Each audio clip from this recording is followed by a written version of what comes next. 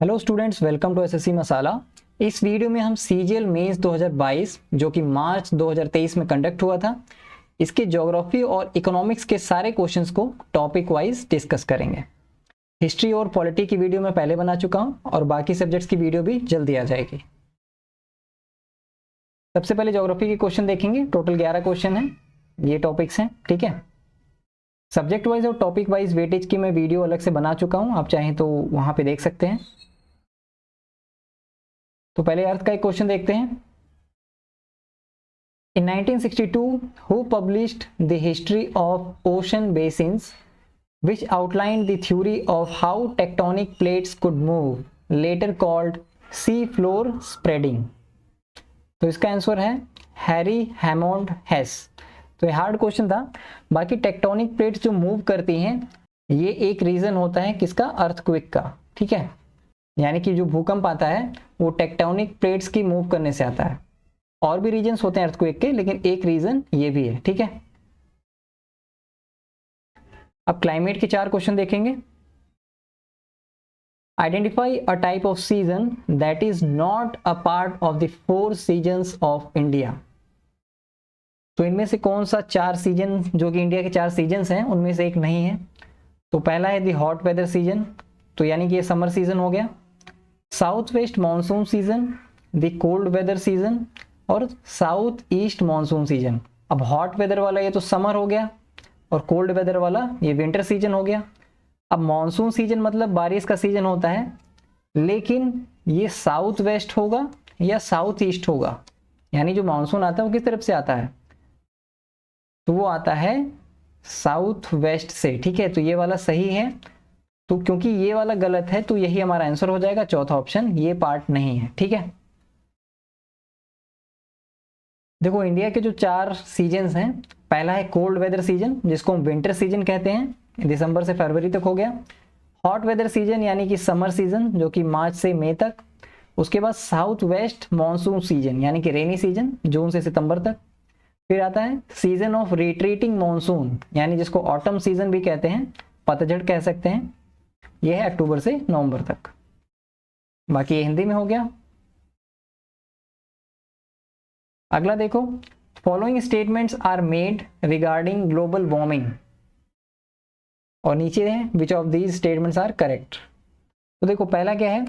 Global warming is the long term heating of earth surface observed since the pre-industrial period due to human activities, primary fossil fuel burning, which increases heat trapping greenhouse gas levels in Earth's atmosphere। तो ये point तो बिल्कुल सही है कि जो global warming है वो जो प्राइमरी फॉसिल फ्यूल हैं उनकी बर्निंग से होता है और ह्यूमन एक्टिविटीज़ वगैरह की वजह से होता है। और ये इंडस्ट्रियल पीरियड्स के बाद से तो ज़्यादा बढ़ गया है, लेकिन उसके पहले से भी ग्लोबल वार्मिंग होता आ रहा है, ठीक है। दूसरा पॉइंट देखो, global warming causes climate change which poses a serious threat to life on earth in the forms of widespread flooding and extreme weather। तो ये पॉइंट भी सही है, क्लाइमेट चेंज तो हो ही रहा है। तो दोनों पॉइंट सही हैं, तो बोथ ए एंड बी सही हो जाएगा, ठीक है। ये हिंदी में है। Name the hot dry operating winds that blow in between Delhi and Patna, यानी कि यूपी बिहार वगैरह में जो गर्म हवाएं बहती है उसको क्या कहते हैं? तो उसको बोलते हैं लू, ठीक है। समर सीजन में लू चलती है जो कि गर्म हवाएं होती हैं। अब बाकी ऑप्शन देख लो। नॉर वेस्टर्स, अब ये जो नॉर वेस्टर्स है ये इंग्लिश की पब्लिकेशन वाले यूज करते हैं।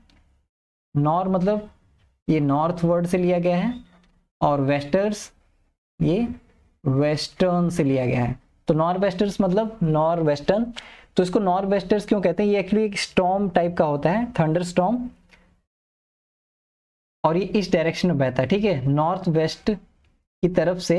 जैसे ये नॉर्थ वेस्ट हो गया और ये साउथ ईस्ट की तरफ बहता है, ठीक है, साउथ ईस्ट की तरफ बहता है। अब क्योंकि ये नॉर्थ वेस्टर्न तरफ से आता है इसलिए इसको नॉर वेस्टर्स बोलते हैं। अब ये केवल थंडर स्टॉर्म नहीं होता है, यानी आंधी तूफान केवल नहीं होता है, इस बारिश भी होती है। ये मेनली बांग्लादेश, बिहार, झारखंड, उड़ीसा, त्रिपुरा, आसाम वगैरह में होता है। और इसको हिंदी में बोलते हैं काल बैसाखी, ठीक है, काल बैसाखी। आसाम में इसको बोरदोई सिला बोलते हैं, लेकिन बाकी जगह काल बैसाखी बोलते हैं। तो काल बैसाखी इसलिए बोलते हैं क्योंकि बैसाख के महीने में होता है, ठीक है, बैसाख महीना होता है ना हिंदी का, तो बैसाख के महीने में ये होता है, इसलिए काल बैसाखी बोलते हैं। काल वर्ड इसलिए क्योंकि ये नॉर्मल नहीं होता है, नॉर्मल बारिश नहीं होती, मतलब आंधी तूफान आ जाते हैं, काले बादल घेर लेते हैं और बारिश भी होती है। जनरली ये दोपहर में या फिर सूरज ढलने से पहले, ठीक है, सनसेट से पहले ये होता है। अब एक चीज़ मुझे और याद आ रही है कि बैसाखी जो है, बैसाखी एक फेस्टिवल भी होता है जो कि सिख धर्म का फेस्टिवल है, ठीक है। तो बैसाखी सिख धर्म का फेस्टिवल है जो कि बैसाख महीने के पहले दिन मनाया जाता है, यानी कि 13 या 14 अप्रैल को मनाया जाता है, ठीक है। अब देखो ब्लॉसम शावर या मैंगो शावर, ये दोनों एक ही चीज़ें हैं, लेकिन ऐसा नहीं है कि मैंगो यानी आम बरसते हों या ब्लॉसम यानी खिले हुए फूलों की बारिश होती है, ऐसा कुछ नहीं होता है। मैंगो शावर इसलिए बोलते हैं क्योंकि जो कर्नाटका, केरला और गोवा वगैरह का रीजन है, तो मॉनसून के पहले यानी कि प्री मॉनसून जो रेन होती है, प्री मॉनसून थोड़ी जो बारिश होती है, उससे मैंगो यानी आम को पकने में हेल्प होती है, ठीक है, मैंगो राइपनिंग में हेल्प होती है, इस वजह से इसको मैंगो शावर कहते हैं। और ब्लॉसम शावर क्यों कहते हैं? क्योंकि वही उन रीजन्स में, केरला, कर्नाटका वगैरह में जो कॉफ़ी होता है, ठीक है, कॉफ़ी, तो कॉफ़ी के जो फूल होते हैं, फ्लावर होता है, वो ब्लॉसम हो जाता है, ब्लॉसम यानी कि खिल जाता है, तो इसलिए ब्लॉसम शावर कहते हैं, ठीक है। आगे बढ़ते हैं। Consider the following statements about the main reasons for the excessive cold in North India during the cold weather season and identify which of the statements are correct। तो विंटर सीजन के बारे में चीज़ें देखो, बताओ कौन सा सही है कौन सा नहीं। States like Punjab, Haryana and Rajasthan being far away from the moderating influence of sea experience continental climate। तो ये तो सही बात है, समुद्र से दूर है तो समुद्र वाला तो कोई इफेक्ट है नहीं। The snowfall in the nearby Himalayan ranges creates a cold wave situation। अच्छा देखो, नॉर्थ इंडिया का बोल रहा है, मतलब पूरे इंडिया का नहीं, नॉर्थ इंडिया का वेदर सीजन। तो जो स्नोफॉल होती है, तो कहीं भी बर्फ गिरती है तो उसका ठंडे का असर तो पड़ता है आसपास के इलाके में, ठीक है, तो दूसरा भी सही है। Around February the cold winds coming from the Caspian Sea and Turkmenistan bring a cold wave along with frost and fog over the northwestern parts of India। यानी हर जगह नहीं, नॉर्थ वेस्टर्न पार्ट्स में, नॉर्थ वेस्टर्न पार्ट जैसे कि राजस्थान वगैरह, ठीक है। तो ये तीनों चीजें, तीनों पॉइंट सही हैं, तो आंसर हो जाएगा 1, 2 एंड 3। ये हिंदी में है। अब एग्रीकल्चर के 3 क्वेश्चन देखेंगे।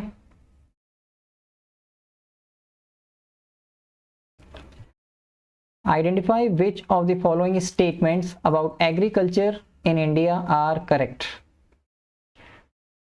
तो देखो, पहला है rabi crops are sown in India from October to December and harvested from April to June. तो ये तो सही हो गया, जो रबी क्रॉप्स होती है ये विंटर क्रॉप्स होती हैं, ठीक है, ठंडी के महीने में, तो सही है। अक्टूबर से दिसंबर तक जब जिसकी मर्जी हुई बो दिया, और अप्रैल से जून के बीच में जब फसल हुई काट लिया। दूसरा पॉइंट देखो, important crops grown during rabi in India are paddy, maize, gram, soybean and mustard. तो देखो, ये जो पैडी है, पैडी का मतलब होता है धान, और धान से ही राइस बनता है, ठीक है, चावल बनता है। तो देखो, धान को तो बहुत ज़्यादा पानी चाहिए ना, तो इसलिए रेनी सीजन में होता है, ठीक है, ये रेनी सीजन में इसको पानी चाहिए, तो रेनी सीजन में बोया जाता है।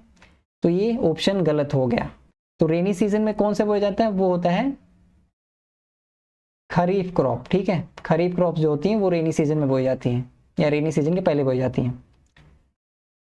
तीसरा पॉइंट देखो, और तो दूसरा पॉइंट तो गलत हो गया, ठीक है, पहला सही है। तीसरा देखो, aus, aman and boro are 3 crops of paddy in Assam, West Bengal and Odisha.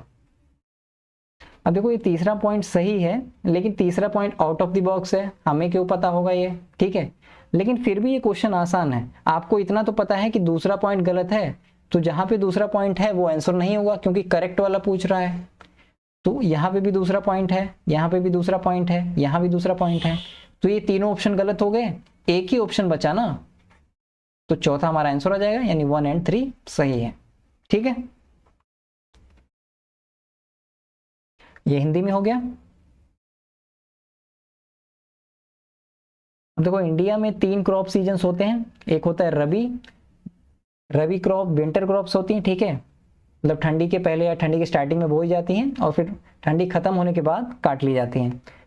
इसके एग्जांपल है जैसे व्हीट, बार्ली यानी जौ, और पल्सेस वगैरह, ग्राम यानी कि चने को पानी नहीं चाहिए होता, ठीक है, मतलब पानी कम चाहिए होता है, तो बरसात में नहीं बोया जाता है।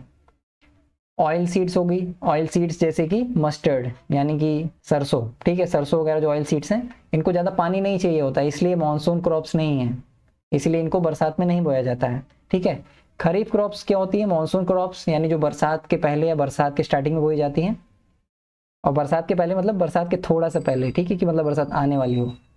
तो ये जैसे कि पैडी यानी राइस को ज़्यादा पानी चाहिए, मेज हो गया, ठीक है, यानी मक्का, इसको भी ज़्यादा पानी चाहिए। तो ये सब एग्जांपल्स हैं खरीफ क्रॉप्स की। मिलेट्स हो गया, ग्राउंडनट्स यानी मूंगफली हो गया, सोयाबीन, कॉटन, जूट, ठीक है, ये सब खरीफ क्रॉप्स हैं।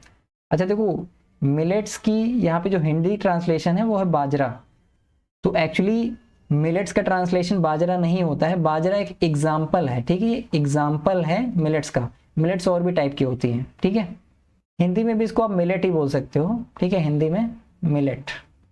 अब देखो जैद या जायद, ये समर क्रॉप्स होती हैं, यानी कि गर्मियों की क्रॉप। अब देखो गर्मियों में तपती धूप में कौन सी क्रॉप वैसे होगी, तो उस टाइम पे सीजनल फ्रूट्स होते हैं, या फिर जो सब्जियां होंगी, वेजिटेबल्स ये होती हैं, या फिर फॉडर क्रॉप्स यानी चारा, जो गाय भैंसों को चारा खिलाया जाता है, बरसीन वगैरह बोलते हैं हमारे एरिया में, तो ये सब बोया जाता है। ठीक है, और उसके बाद जब गर्मी खत्म हो जाती है, बारिश आने वाली होती है, तो फिर ये खरीफ वाले बोए जाते हैं। ठीक है,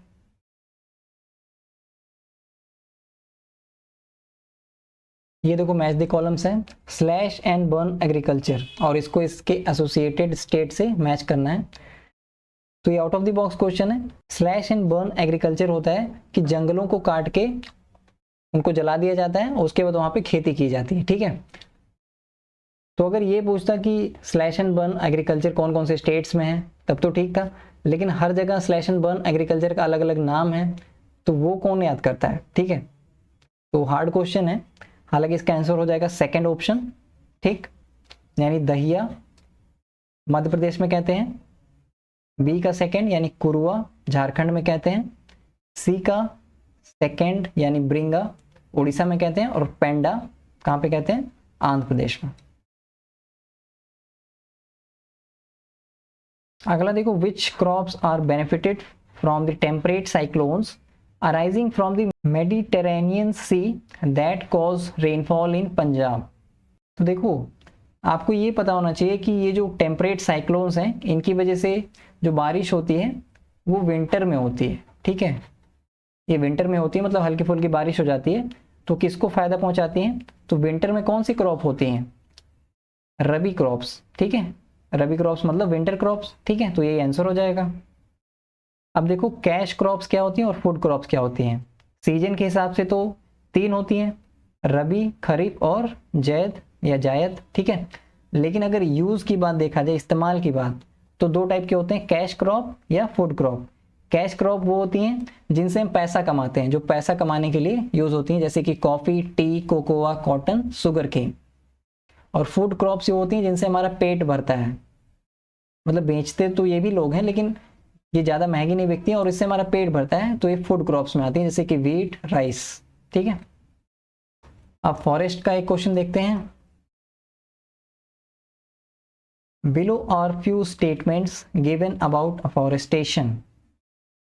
तो देखो अफॉरेस्टेशन कुड प्रिवेंट फ्लडिंग, तो ये सही है, क्योंकि जब बाढ़ आएगी और बीच में जंगल रहेगा तो जंगल पानी को रोकेगा। ठीक है, afforestation can balance our ecosystem, तो ये भी सही बात है। तो यही पूछ रहा ना कौन सा स्टेटमेंट सही है, तो बोथ ए एंड बी, ठीक है, दोनों सही हैं। ये हिंदी में हो गया। Identify which of the following statements are correct. Hindustan Copper Limited यानी कि HCL was incorporated on 9 November 1967। तो ये out of the box question कह सकते हो, इतना डिटेल किसको याद रहता है किसी कंपनी के बारे में। दूसरा देखो, the Khetri copper complex KCC is located in Rajasthan. तो खेतरी माइंस जो है वो राजस्थान में है, तो ये पॉइंट तो सही है, ठीक है, पहला पॉइंट भी एक्चुअली सही है। तीसरा देखो, the headquarters of mineral exploration consultancy limited is located in Jaipur. ये गलत है, ठीक है, क्योंकि वो जयपुर में नहीं है, ये कहाँ पर है, इसका हेडक्वार्टर है नागपुर। नागपुर का है महाराष्ट्र में, ठीक है। तो पहला दूसरा सही है, तो 1 and 2 ओनली, ये सही हो जाएगा चौथा ऑप्शन। ये हिंदी में हो गया। अब ओर्स एंड मिनरल्स का एक क्वेश्चन देखेंगे। ये क्वेश्चन देखो, मैच द कॉलम्स, मिनरल्स को उनकी रिजर्व रीजन से मैच करना है। हालांकि इसका आंसर हो जाएगा थर्ड ऑप्शन, यानी ए का फर्स्ट यानी बॉक्साइट लोहर डागा, बी का सेकंड माइका का भीलवाड़ा, सी का फोर्थ यानी झरिया, और कॉपर का झुंझुनू, ठीक है। अब इकोनॉमिक्स के 8 क्वेश्चन देखेंगे, 3 टॉपिक से ये क्वेश्चन पूछे गए थे। तो सबसे पहले मनी एंड बैंकिंग का 3 क्वेश्चन देखते हैं। The reserve bank of India introduced a comprehensive regulatory framework for NBFC MFI on dash. तो NBFC MFI का फुल फॉर्म होता है non banking financial company micro finance institution, ठीक है, यानी बैंकिंग के अलावा जो फाइनेंशियल कंपनीज होती हैं, फाइनेंशियल इंस्टीट्यूशंस होते हैं वो, तो उनके बारे में रेगुलेटरी फ्रेमवर्क कब बनाया गया, कौन से साल में। डेट्स भी यहाँ दे रखी हैं, लेकिन सारे साल अलग हैं, तो आपको केवल साल याद होना चाहिए। तो 2011 में ये हुआ था, तो तीसरा ऑप्शन सही हो जाएगा, 2 दिसंबर 2011। In India, according to the Insolvency and Bankruptcy Code 2016, the process of insolvency resolution for companies should be completed in how many days? तो देखो, ये जो कंपनियां दिवाला हो जाती हैं, मतलब इनका सब कुछ डूब डाब जा जाता है, तो इनका जो रेजोल्यूशन का पीरियड है वो कितने दिनों में होना चाहिए, वो है 180 दिन में, ठीक है।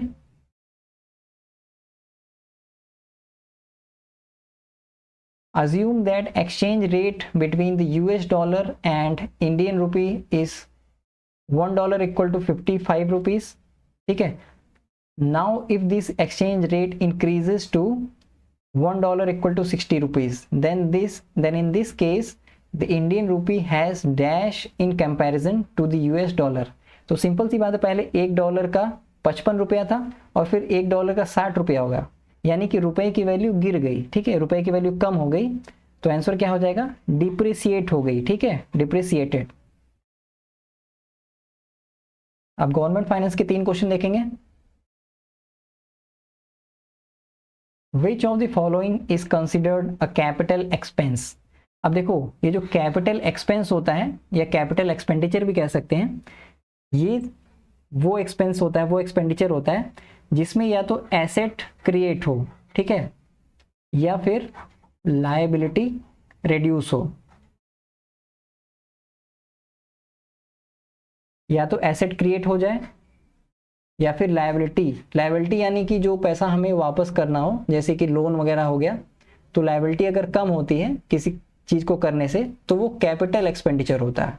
मतलब पैसा खर्च करने से अगर लायबिलिटी कम हो रही है तो कैपिटल एक्सपेंडिचर होगा, ठीक है। तो देखो, पेमेंट ऑफ सैलरीज, अब सैलरी पे करते हैं तो क्या कोई एसेट क्रिएट होता है, नहीं होता है। क्या कोई लायबिलिटी कम होती है, यानी जो हमें पैसा लोन वगैरह वापस करना था, क्या वो कम हुआ, नहीं हुआ ना, तो ये नहीं है कैपिटल एक्सपेंस। सब्सिडीज, जब सरकार सब्सिडी देती है तो क्या उससे एसेट क्रिएट होता है, नहीं होता है। क्या लायबिलिटी कम हो जाती है, सरकार पे उधार वगैरह कम हो जाता है, लोन वगैरह, नहीं ना, तो ये भी नहीं। कंस्ट्रक्शन ऑफ स्कूल बिल्डिंग्स, जब कोई बिल्डिंग हम बनाते हैं तो बिल्डिंग जब बना दी तो वो एक एसेट क्रिएट हो गया ना, तो यही आंसर हो जाएगा, ठीक है, यही हो जाएगा कैपिटल एक्सपेंस, ठीक है। पेंशन का भी देख लो, सरकार पेंशन दे रही है तो क्या कोई एसेट क्रिएट हो रहा है सरकार के लिए, नहीं हो रहा है। क्या कोई लायबिलिटी कम हो रही है, मतलब कोई भी क्या लोन वगैरह उधार वगैरह कम हो रहा है, नहीं हो रहा है ना, तो पेंशन भी कैपिटल एक्सपेंस नहीं होगा। ये जो बाकी तीनों हैं ये क्या हो जाएंगे, ये हो जाएंगे रेवेन्यू एक्सपेंडिचर। देखो एक्सपेंडिचर दो तरीके होते हैं, एक होता है रेवेन्यू एक्सपेंडिचर और एक कैपिटल एक्सपेंडिचर। कैपिटल एक्सपेंडिचर तो मैंने आपको बता दिया कि या तो कोई एसेट क्रिएट हो, ठीक है, एसेट क्रिएट हो या फिर लायबिलिटी रिड्यूस हो, ठीक है। अगर सरकार की लायबिलिटी कम हो रही है, एसेट क्रिएट हो रहा है, तो कैपिटल एक्सपेंडिचर। अगर ये दोनों काम नहीं हो रहे हैं, ना तो एसेट क्रिएट हो रहा है और ना ही लायबिलिटी रिड्यूस हो रही है सरकार की, तो वो क्या हो गया, रेवेन्यू एक्सपेंडिचर, ठीक है। तो रेवेन्यू एक्सपेंडिचर के एग्जांपल क्या है, जैसे कि सैलरी का पेमेंट है, subsidies, pension, repair and maintenance of assets, ठीक है, जैसे कि repair and maintenance of machinery, ठीक है। तो जो मशीनरी अगर हम खरीद रहे हैं, जैसे सरकार मशीनरी खरीद रही है, तो वो तो एसेट क्रिएट हो रहा है, लेकिन उसके रिपेयर करने में, उसको रिपेयर करने में और मेंटेनेंस में जो खर्चा लग रहा है वो तो एसेट नहीं क्रिएट हो रहा है ना, तो वो रेवेन्यू एक्सपेंडिचर होता है। और कैपिटल एक्सपेंडिचर के एग्जांपल देखो, कंस्ट्रक्शन ऑफ स्कूल बिल्डिंग, जैसे कुछ बना दिया तो एसेट क्रिएट हो गया। रीपेमेंट ऑफ लोन्स, तो अगर लोन का रीपेमेंट कर दिया तो लायबिलिटी कम होगी ना, यानी सरकार के ऊपर जो उधार था उसने कोई लोन चुका दिया तो उधार उसके ऊपर कम हो गया सरकार के ऊपर, यानी वो कैपिटल एक्सपेंडिचर हो गया। और यहाँ कॉमा होना चाहिए, बाइंग एसेट्स, यानी कोई भी हम एसेट खरीद रहे हैं तो वो भी कैपिटल एक्सपेंडिचर हो गया, मतलब मशीनरी खरीदे सरकार या कुछ भी खरीदे तो कैपिटल एक्सपेंडिचर में आएगा। ये हिंदी में है। क्योंकि यहाँ पे कॉमा नहीं लगा था, अब देखो एक कॉमा की वजह से यहाँ हिंदी ट्रांसलेशन थोड़ी खराब हो गई है। संपत्ति खरीद कर ऋण का पुनर्भुगतान नहीं, यहाँ पे कॉमा लगा लो, और संपत्ति खरीदना, ठीक है, संपत्ति खरीदना, ठीक।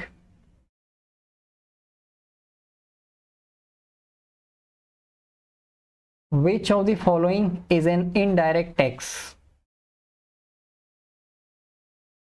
देखो सिंपल सी बात है, डायरेक्ट टैक्स वो होता है जो सरकार को हम डायरेक्ट देते हैं, ठीक है, और इनडायरेक्ट टैक्स वो होता है जो सरकार हमसे डायरेक्टली नहीं लेती है। तो जो जीएसटी है, goods and services tax, GST, ये सरकार हमसे डायरेक्ट थोड़ी लेती है, तो इनडायरेक्ट टैक्स हो गया, तो यही आंसर हो जाएगा, ठीक है। Capital gains tax, gift tax, wealth tax, ये सब सरकार डायरेक्ट लेती है। देखो डायरेक्ट टैक्स वही है जो कि इनकम पे लगता है, इनकम टैक्स लेता है। वेल्थ यानी पैसा आपके पास ज़्यादा है तो उस पर भी सरकार डायरेक्ट टैक्स लेती है। प्रॉफिट, आपने कोई भी प्रॉफिट कमाया तो उस पर सरकार डायरेक्ट टैक्स लेती है, ठीक है। एग्जाम्पल जैसे कि income tax, corporate tax. Income tax जो होता है वो पर्सनल होता है और कॉर्पोरेट टैक्स कंपनी का होता है। इनडायरेक्ट टैक्स के एग्जाम्पल मतलब जो गुड्स एंड सर्विसेज पे लगते हैं, जैसे कि जीएसटी। पहले तो कई टाइप के टैक्स होते थे, मतलब कई टाइप के इनडायरेक्ट टैक्स होते थे, जैसे कि वैट लगता था, तो सारे टैक्स को खत्म करके एक सिंगल टैक्स कर दिया अभी जीएसटी, है ना। The intervention of the government whether to expand demand or reduce it constitutes the dash. तो सरकार जब कोई हस्तक्षेप करती है, इंटरवेंशन करती है डिमांड को एक्सपेंड करने के लिए, बढ़ाने के लिए या कम करने के लिए, तो किस लिए करती है कि मतलब मार्केट में कुछ स्टेबलाइज करने के लिए, स्टेबल करने के लिए, तो इसको स्टेबलाइजेशन फंक्शन कहते हैं, ठीक है। अब मिसलेनियस के दो क्वेश्चन देखते हैं। In which year was the estimates committee constituted for the first time in India. तो ये हुआ था 1950 में, 1950 में।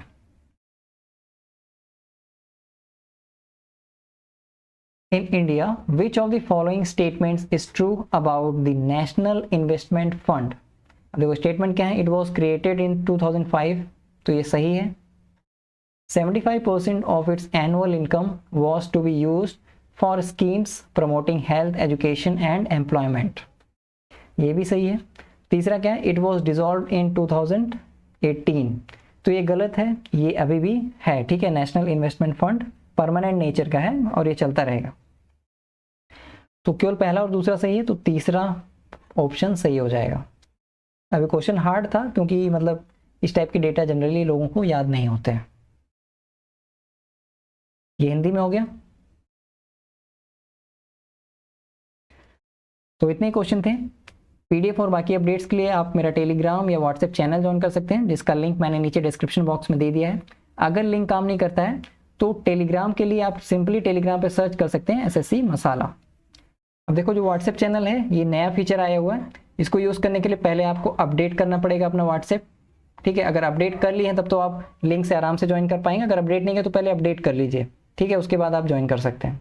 बाकी वीडियो को लाइक एंड शेयर और चैनल को सब्सक्राइब जरूर कर देना। तो पढ़ते रहिए, मिलते हैं अगले वीडियो में, तब तक के लिए गुड बाय।